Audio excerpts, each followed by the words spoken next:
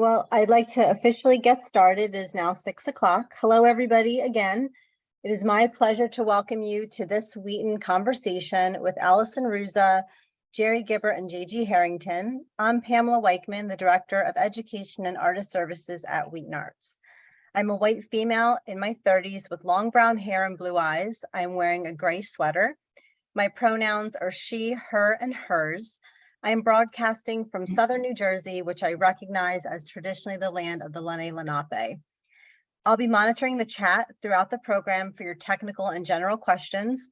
Links to additional resources will be posted in the chat throughout the program as they're relevant to our conversation. If you would like to pose a question to any of our speakers, please do so by using the Q&A feature.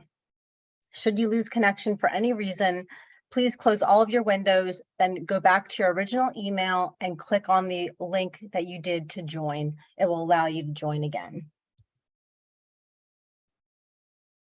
We would like to take a moment to thank our sponsors, PNC Arts Alive, the Art Alliance for Contemporary Glass, and the United Nations International Year of Glass for their support of this program. Through membership, donations, and shopping at shop.wheatonarts.org, you can also show your support. Please consider these options so we can continue to offer programs such as this one. It is my pleasure to introduce my co-host for this program, Mary Mills. Mary is the Director of Exhibitions and Collections at Wheaton Arts and is curator of the 2023 Museum of American Glass exhibition, Amber Cowan, Alchemy of Adornment. Mary also works with archaeologists to identify and interpret early American glass recovered in Philadelphia. In conjunction with this project, she curated the 2016 Wheaton Arts exhibition, From the Ground Up, Archaeology, Artisans, Everyday Life.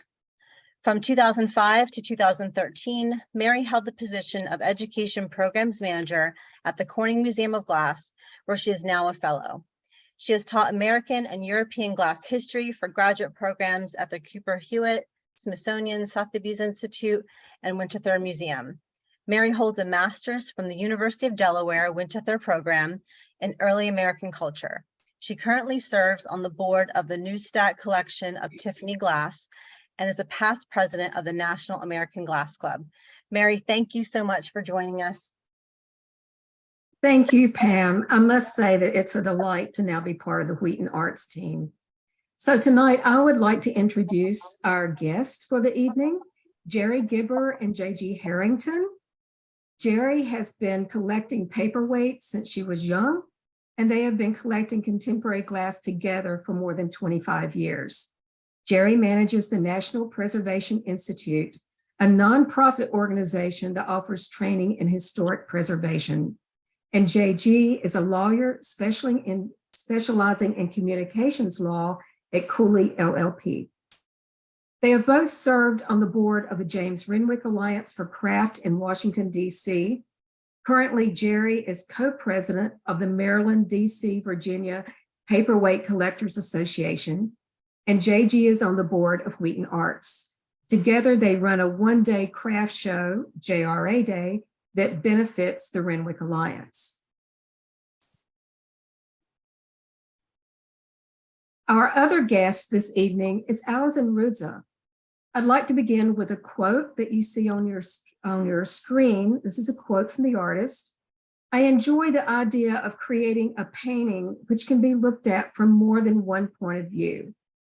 I want to create a world with many perspectives, a painting that can be seen from many angles.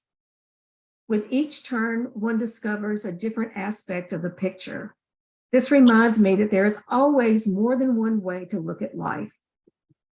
Allison began working in glass in 1991 at a small glass school in her hometown of Cincinnati, Ohio. She moved to New York shortly thereafter to pursue a career at the New York Experimental Glass Workshop, where she became fascinated with techniques incorporating painted inclusions in glass. Since 1995, Allison has been working at Pier Glass in Brooklyn, New York, with Kevin and Mary Ellen Buxton Kutch. Together in a small studio with good friends Working like this has been an essential situation in the progress of her current work. While continuing her endeavors in Brooklyn, Ruza has studied and taught with various artists in New York, Seattle, Venice, and other areas of Italy. So tonight, welcome to all of you. I am really delighted that you can be here with us. And I would like to start the evening by allowing you to tell us a little bit about how you became acquainted with Wheaton Arts and your relationship with Wheaton. Sure. So really our first big experience with Wheaton was going to Glass Weekend in the 90s. I think Dale Chihuly was the guest that year, so it's quite a while ago, and it was in a tent, not in a building. And you go to Wheaton, and of course, Glass Weekend was an amazing experience. But also you see all the creativity around you and the museum and everything in there. And, it was a place we just kept coming back to. And over time, we got involved in the Creative Glass Center in America. And then I've been on the board, and we kind of never left. That's good. Jerry, would you like to say something? No, I think that kind of says it all. And of course, well, one thing is, it's always great to go to Wheaton because you can see all the paperweights that are out. So that's true. The most fun of going through the museum is getting to see all the paperweights that you have out, and they're all wonderful. But of course, the special ones are the very, very special ones are the whole bunch of Stankards that are the Paul Stankards that you have out from early days till later in his career. So it's always a big thrill to see those in particular. Glad you enjoy that. Allison, tell us about your experience with Wheaton.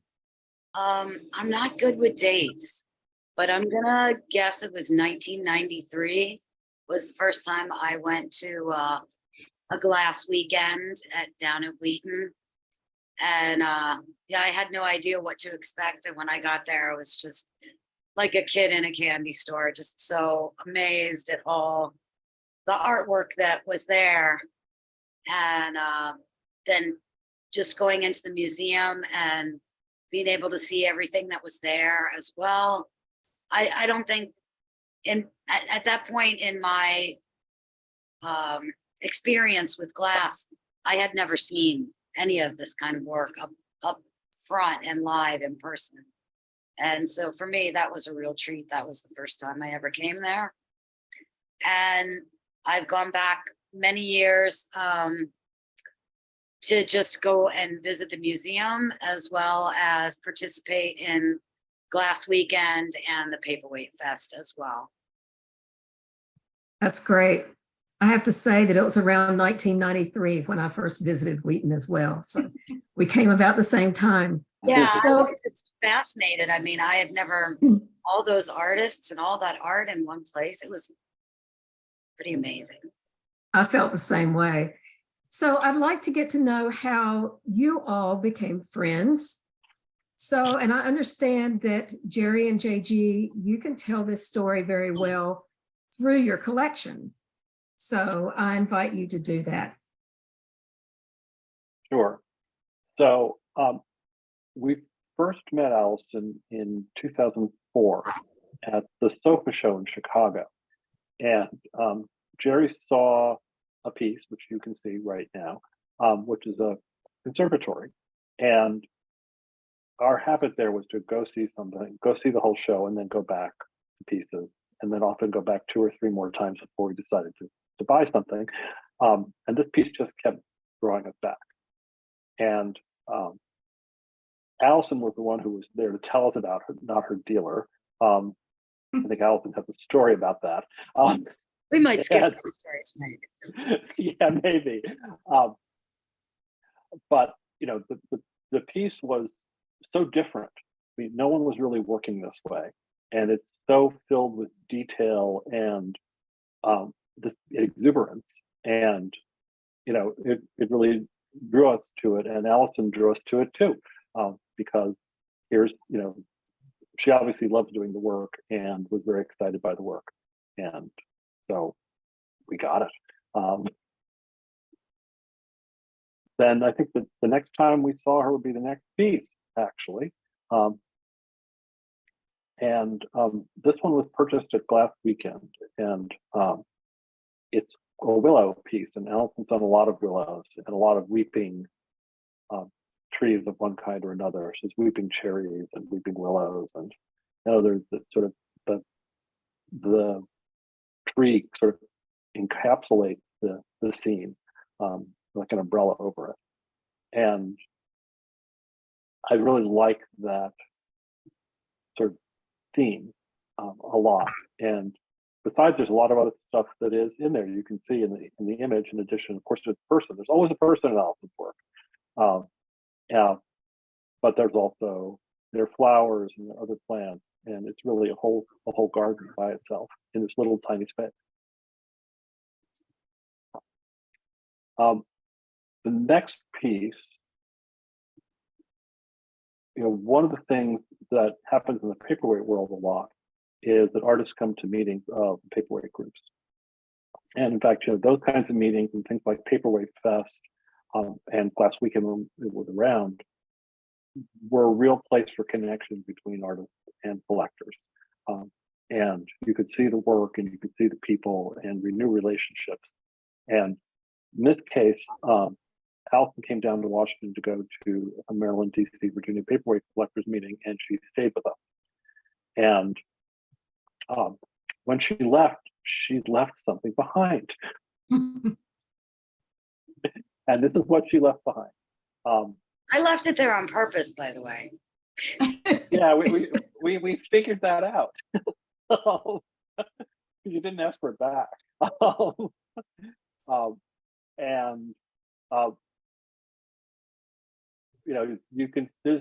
You can see so much in just the little gesture of these figures, and that's one of the other things that's great from our perspective.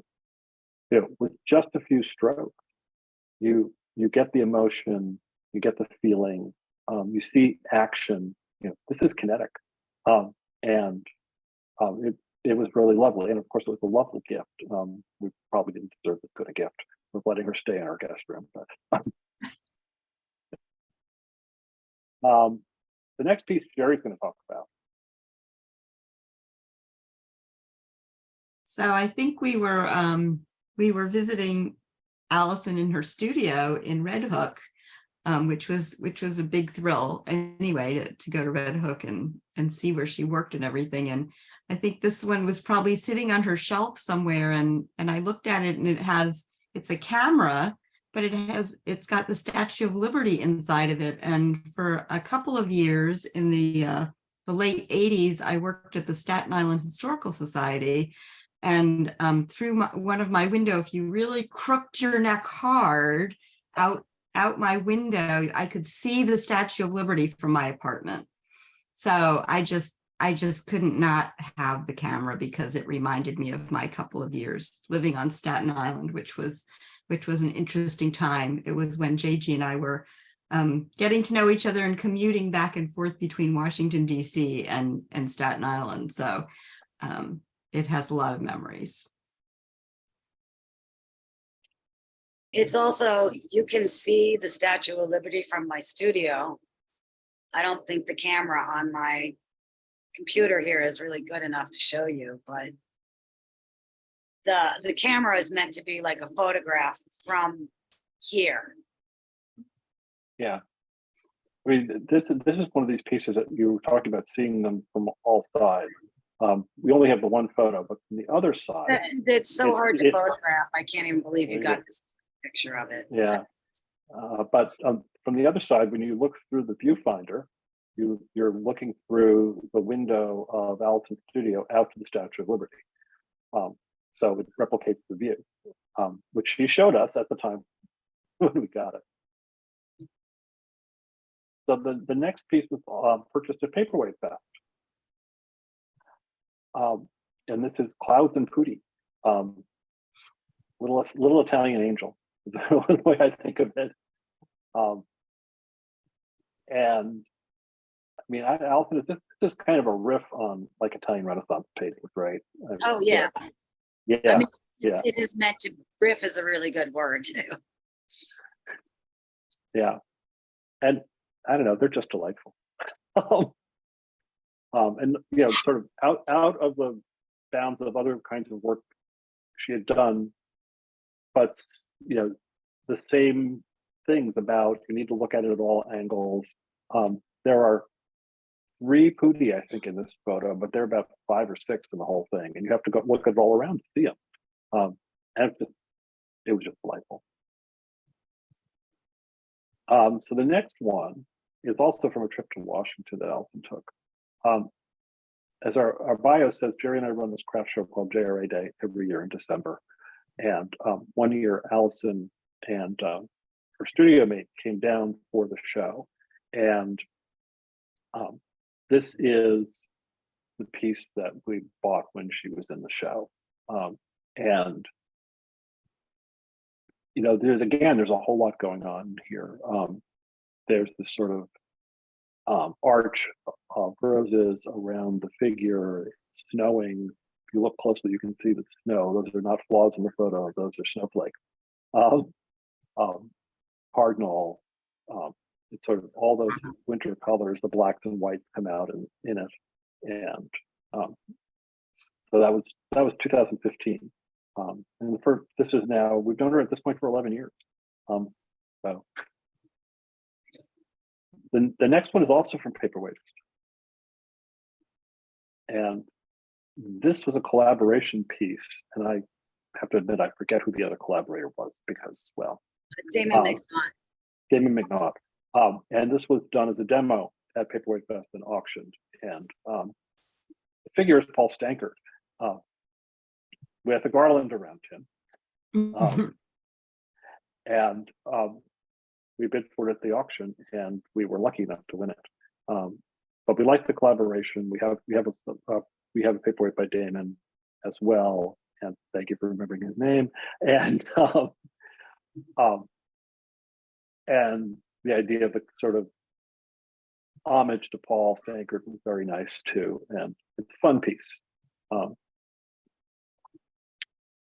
And then the last one is the most recent one, which is from 2021, when we bought it. I'm not sure when it was completed, but this is another collaboration Alison did with Kathy Richardson. And you know, Kathy does these really beautiful, you know, flame work, floral and plant scenes. And I think are you gonna talk about these collaborations, Alison, during yours? Yeah, I'll talk about it. Yeah. And I don't know, Jerry may disagree, but I think the ears are irresistible in Jackrabbit. Well, I tend to agree that the ears are adorable. The entire piece is. I have to say, if I could pull it up somewhere really quickly, I would show you, but I don't have, that's too hard for me to do. I painted those ears like so many times, they could not get them right. First, they were too long, then I don't know. It took me a really long time to get the perfect Jackrabbit ear. Well, I think you're successful. Thank you, because he It's looked really, for a it's. while. I have photos where I would take a photo and then go home and look at it and go, man, his ears, I just don't know what's wrong with the ear. And I off, put new ears on, take another picture, go home, come back. I don't know what's wrong with those ears. Oh, well, it's definitely successful. Thank you. So because the 3 of you have such a special relationship, you were able to do something very, very nice for the Museum of American Glass. Very special. And you made a wish come true. So would you talk about that a little bit? At least give us a little teaser about that story. I guess I'll start. Okay. So Kristen Qualls was the director of the museum at the time, created a wish list for the museum, works and artists who weren't in the collection but should have been.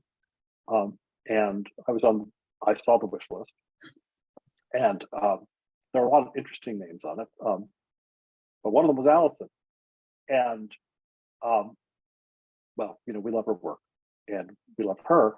And so seeing that, we thought, well, there's a gap that somebody needs to fill, and we seem like the somebody. So in the summer of 2020, while everyone is hunkering down, we started the process. So we talked to Wheaton and Allison about a piece, and Wheaton was still enthusiastic, and Allison seemed okay with it too. I was over the phone. And the truth was, they were all pretty easy conversations. And so once we did that, then Allison started making the piece. And I don't know how much you want to talk about thinking, you know, the thought process in the piece now, or talk about it later. I know we're not going to show the piece till later, but really it was seeing something we could do for the museum that would, you know, give someone whose work we really like a prominent place. And it was just really an easy thing to decide to do.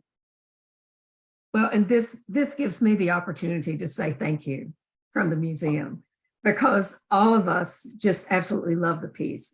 And at the end of our conversation, everyone with us tonight will get to see that piece and hear from Allison about it. So Allison, would you like to start talking about your work now? And Sure. I have made a little video. This is the harbor outside my studio. This is what it looks like in the daytime. And I'm right in the New York Harbor. There's the Statue of Liberty that Jerry was talking about. Staten Island is that way a little bit. And this is the neighborhood where I live and work in Red Hook, Brooklyn. And so here's the studio. It's an old Civil War era warehouse building right on the water. And I share it with these other people whose names you see on the door. And there's a lot of interesting work that goes on in my studio, which is, it's nice. I'm not just sitting alone somewhere by myself. There's always some action going on. This is two different people working on two different projects here. And this is just to show you that we, most paperweight artists use like these little slugs of glass. And I think most of the artists are familiar with how that works. We melt our own glass and I use mostly traditional glass blowing tools and techniques to make my work, even though it's not. And this is my studio mate, Kevin. He's loading all the glass into the furnace. And back here is my little corner of the studio. So these are all pieces that I'm working on. This is some work that I made in Italy with Miriam De Fiore. And these are just all works in progress put on this shelf over here. Another, again, works in progress. These are all pieces that are painted but don't have another layer of glass on top of them.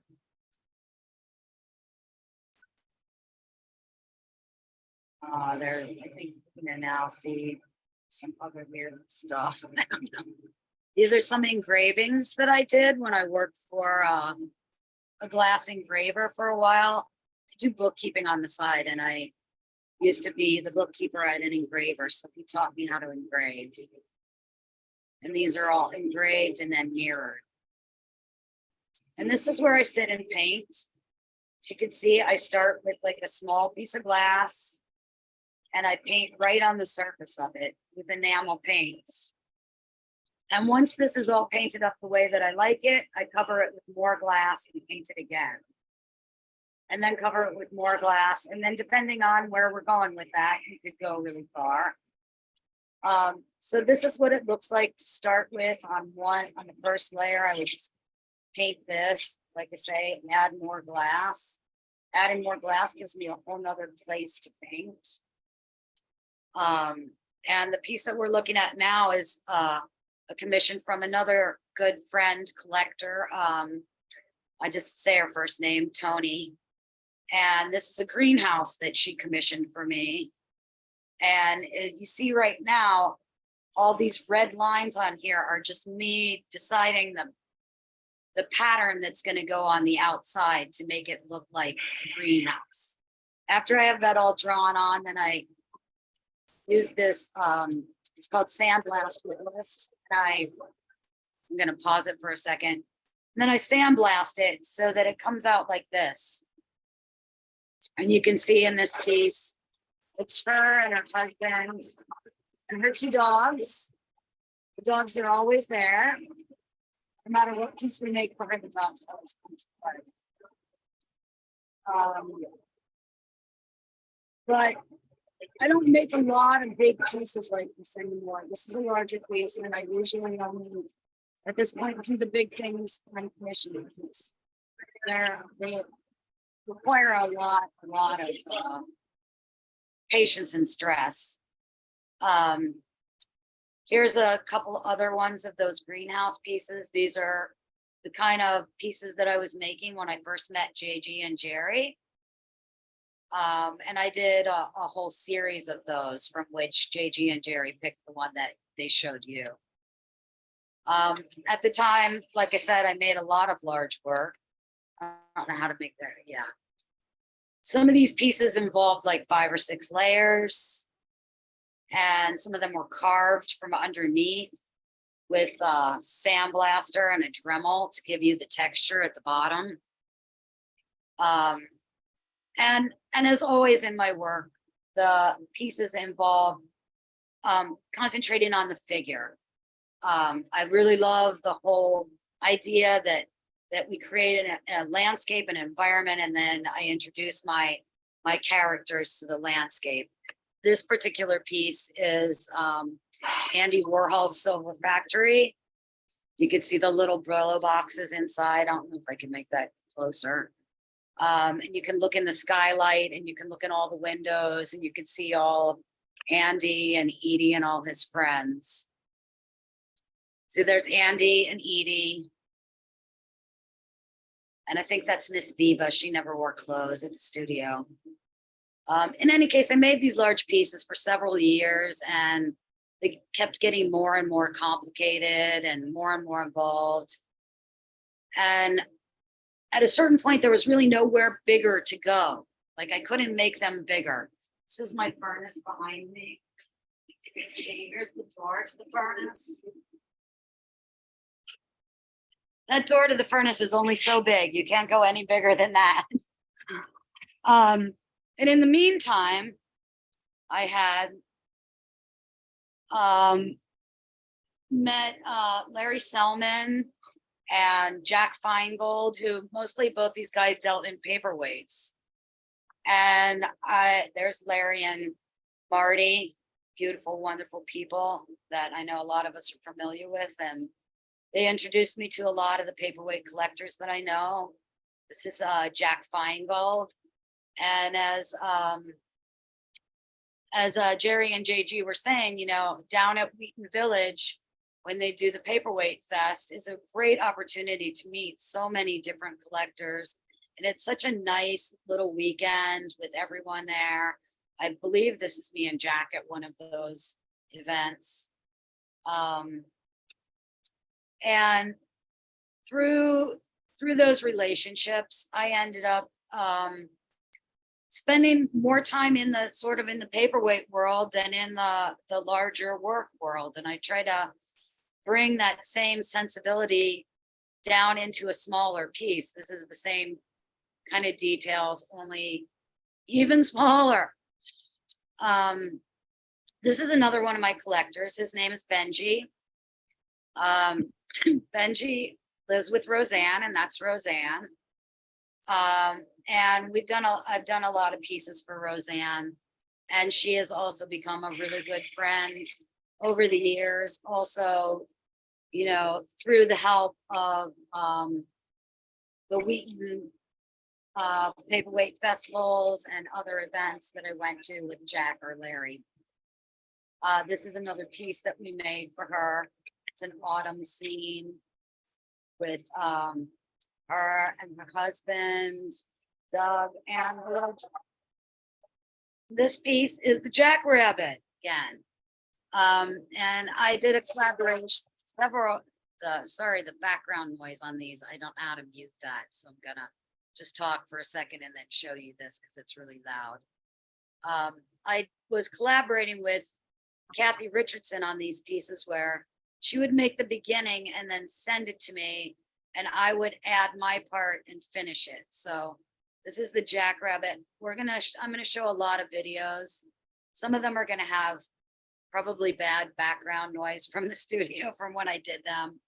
But this is so you could see that same piece. You could see the details of the one. All very three-dimensional. That really challenged me to with my style to push things in a different direction.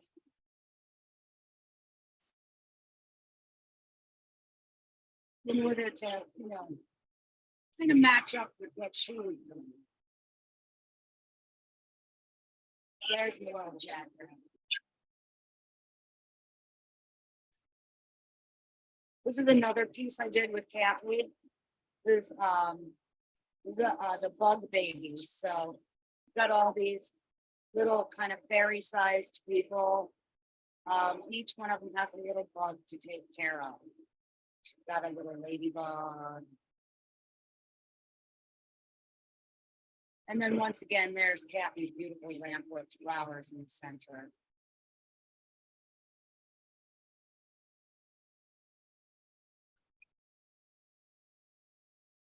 So we had a lot of fun with those. This is another series that I've been working on off and on for the years. This is my blue series. And I tried a lot of different ways to get the blue in there. In this particular piece, the blue comes from the furnace. And this piece is called Morning Coffee. And in this particular piece, there's another view of it. In this particular piece, we melted blue glass in the furnace. And so this whole piece is blue. In some of the other pieces, and this is just to show you how different it looks with light under it. This one is also from that same series. But in some of the other pieces, I learned how to do overlays to get the blue on the outside. Here, the blue is on the inside. But there's just a lot of different techniques that I've been playing with. This one, there's a blue overlay on the outside. This is a piece I made for a friend of mine in Ohio. I've known her since high school. And I consider her to be one of my collectors now too, because she's got 3 or 4 of my pieces. This piece, she sent me a picture of her backyard at night with the full moon. And we just try to capture the trees for her. And so these are as close as I could come to exactly the trees in her backyard. This is another piece that was inspired by a collector named, I like to just keep it to their first names in case they don't want me to. This is a friend of mine named Dana, who I also know as a collector, and he was commissioning all his favorite paperweight artists to do dragonflies. And he said, and if you could put like a little pond in the bottom. So that was a real challenge for me. I like when you bring me something that I wouldn't probably do on my own. And to get the water in here, I had to do like a 3-part in Calmo. And then, yeah, obviously these dragonflies are not really my normal style. So this was also a good, I like to be challenged sometimes. And I like how my relationship with the collectors does that for me. And these are just a few more of my pieces. I quite often like to deal with the seasons. And I like to get a lot of movement in the piece. This is a spring winds piece. Once again, you'll notice that quite often my figures are silhouettes because I really like the amount of information that you can get just from a gesture. just from a little girl walking her dog amongst the leaves in the autumn. For me, that gesture is sometimes more than if I were to paint the whole entire person. Mhm. Although sometimes I like to do that too. But I normally start with the background and then add in the next layer. These are my winter bears.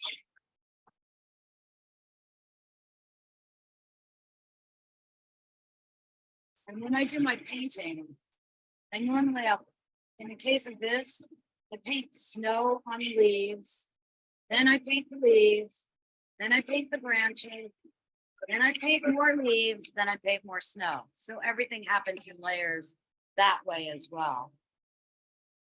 So if you look at like the daffodils or anything in here, really, it all happens, the painting all happens in layers, as well as the glass happening in layers. And for instance, if you look at this girl, you'll be able to see her from both sides inside the piece. And you'll see her face on both sides, and you'll see everything that way. Because it wouldn't be any good if you couldn't see it from the other side.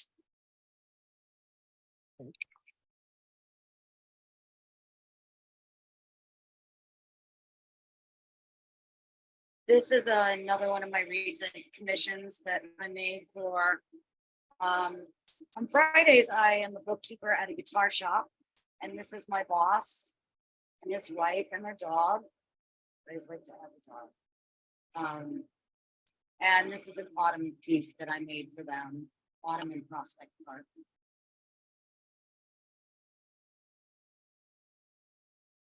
And I guess I should mention that I really like to do bookkeeping because it's completely the opposite of art. In art, there's only one, there's like a million answers. In bookkeeping, there's only one answer. This is a piece that's kind of about that unanswered lifestyle. It's called This Little Light of Mine, and it's about that feeling you get when walking into the dark unknown. I love how there's always fingerprints in these things when I take pictures of them. But as you can see, there's a little tiny light inside her lantern. This is a piece that's called a butterfly garden. I've been making some of these lately, and this is actually inspired by the piece that I made for Wheaton, although yours doesn't involve butterflies. I got into this sort of idea of a jungly being outside all during that, being locked in during pandemic. And so I started to explore like different landscapes other than my normal, what I usually do. And this piece has got probably 100 little different butterflies inside of it.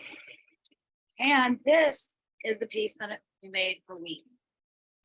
And I have to admit that it originally was going to be a greenhouse like the one that I showed at the beginning, because I thought it would be kind of nice to go as a connection for JG and Jerry and I to go back where we met.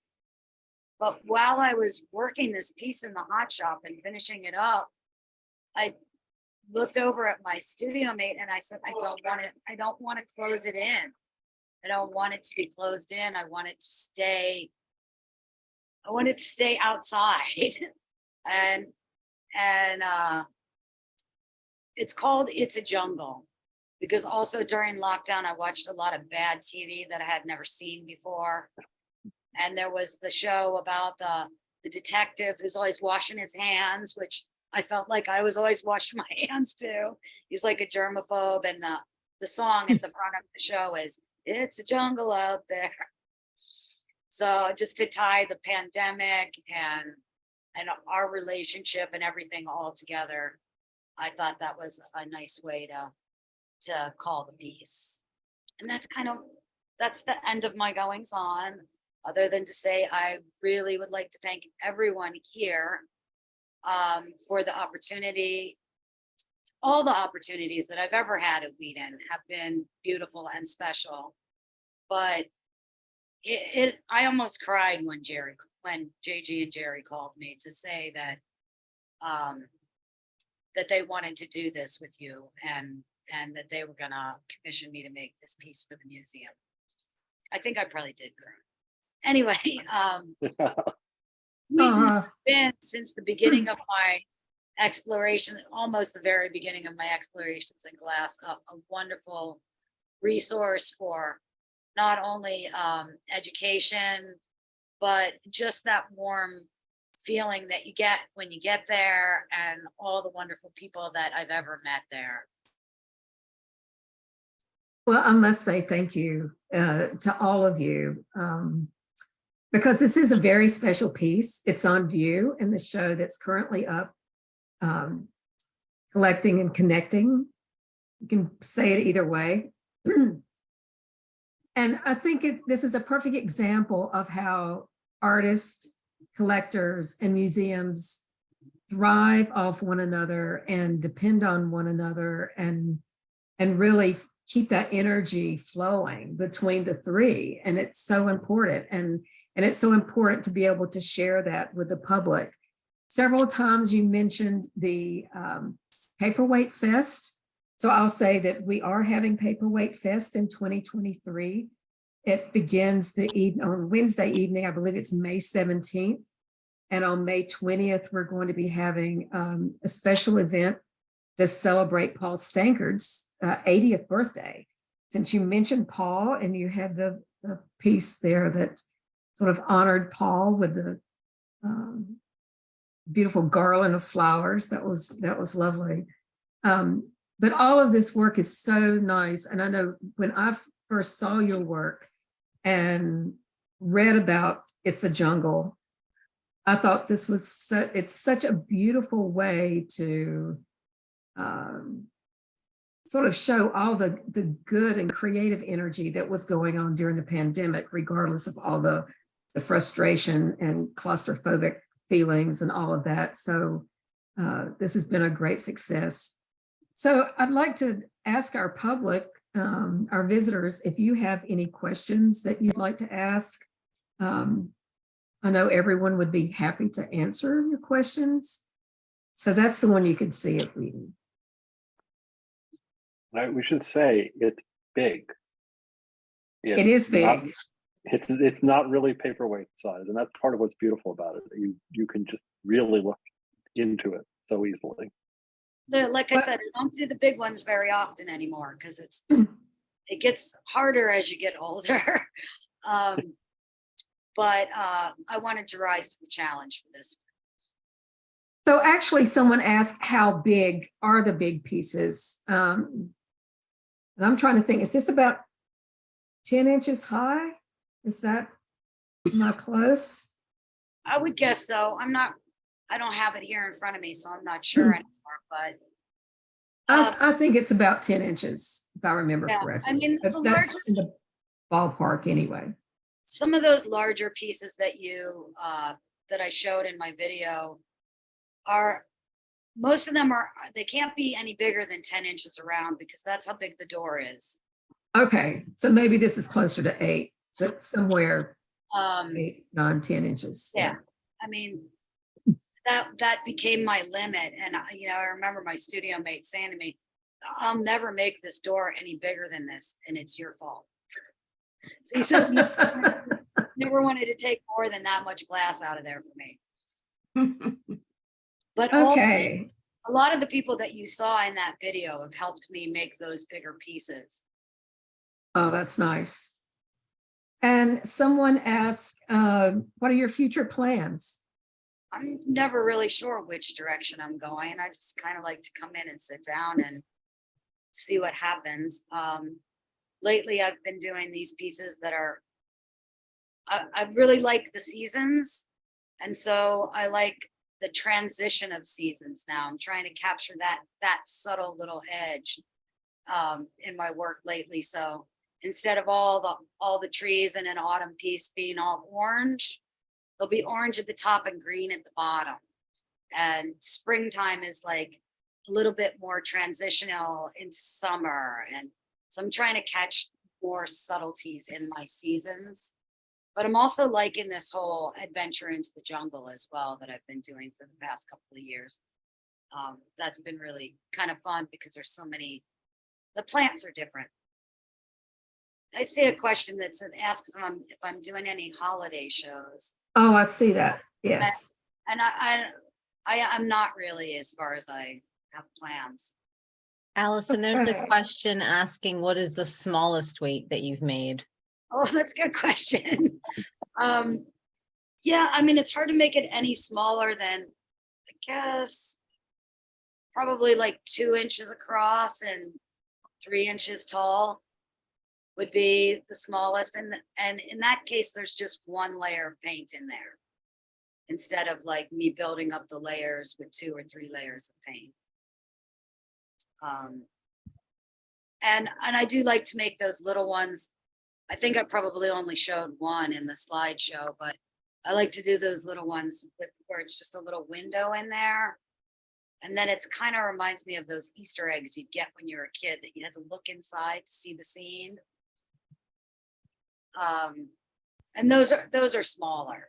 Allison, I'd like to mention one thing that came up in the information I was reading about you, because I think it really says something about your work, that you were a dancer and the importance of gesture in your work is, it just made that, all of that came together for me when I read that, because it's, I think it has had an influence on your work. You mentioned it and it does really resonate, I think, with your Yeah, figures. in high school, I went to a creative and performing arts school where I never took one art class ever.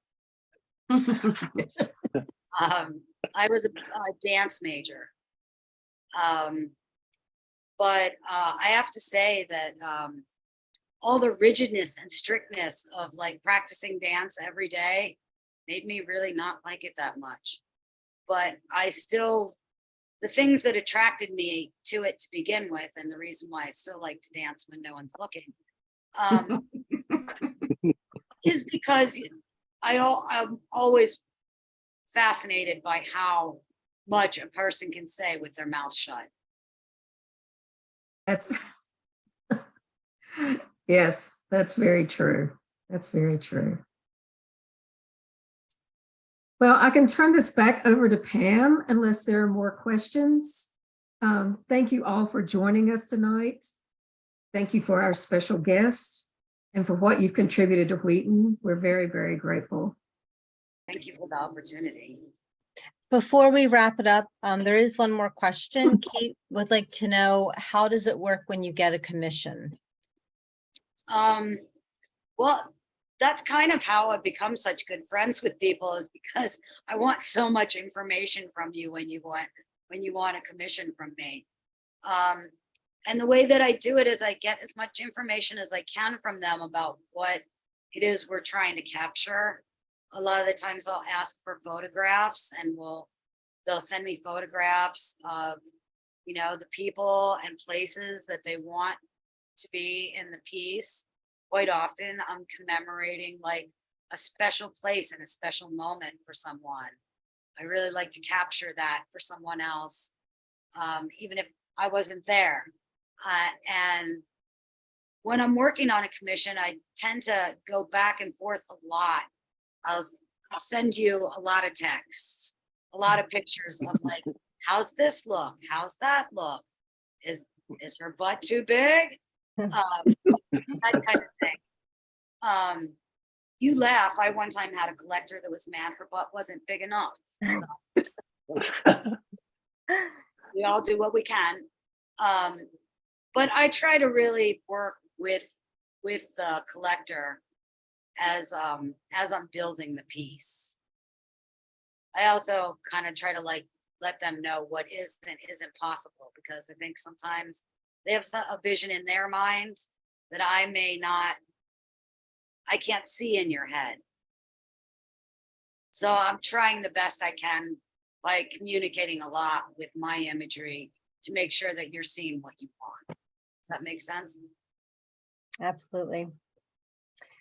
Well, I would also like to thank you for being here. This has been informative and absolutely wonderful. Even though I'm extremely familiar with your work and have been for many years, I always learn something new every time you share your process with us. So thank you for that.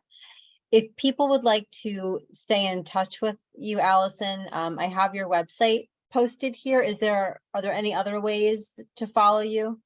Yeah, I'm on Facebook. I'm on Instagram. Facebook is just my name, and I think Instagram is my name with the word glass after it, but it's all one word. Great. Um, Thank you so much. And thank you, JG, Jerry, and Mary for making this such a rich conversation between everybody. and I just like to take one more chance to thank all of the collectors. I can't mention everybody because I really have met so many wonderful people through the glass world and become friends with so many of them. That's a real pleasure. So I want to thank everyone. You know who you are. I tried to show some of your work. I couldn't get it all in there, but I love you all. Thank you. I'd like to remind everybody to register for our next Wheaton Conversation. That program will be with Pepe Santana. He will join us on Thursday, November 17th. Feel free to download the chat or reach out to me by email as always, and I will provide you with the text. And I'd also love to hear from you, from those who are familiar with the series or who are new to the series.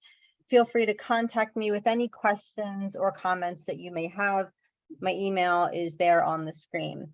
I sincerely thank you for joining us, and I hope that you will join us again for future programs. Thank you, everybody. Bye-bye.